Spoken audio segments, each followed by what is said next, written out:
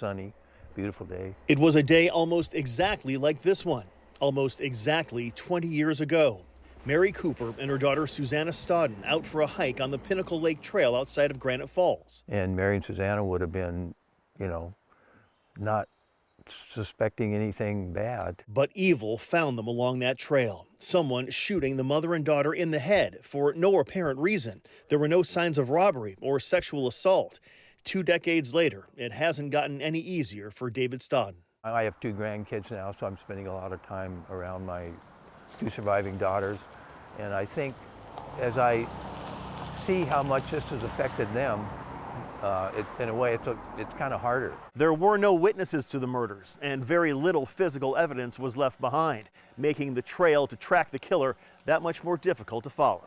The killer probably was already there, waiting for somebody. Stodden now believes it was some sort of a thrill kill. I think he probably wanted to see what it was like to kill a couple people, as horrendous as that is, and saw an opportunity.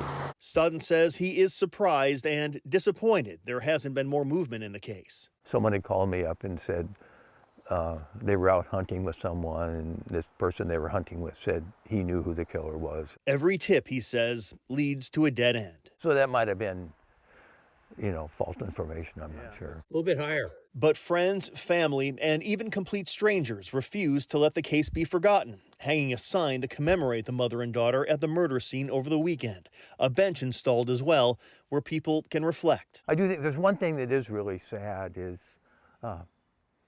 20 years gone, and David can't help but think of the one thing that would likely give his wife, a librarian, such joy.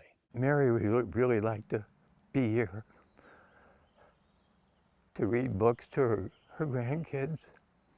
And as the days now turn to decades, Stodden still believes the person who killed his wife and daughter will be brought to justice. And I haven't given up, so I think there's hope. Eric Wilkinson, King 5 News.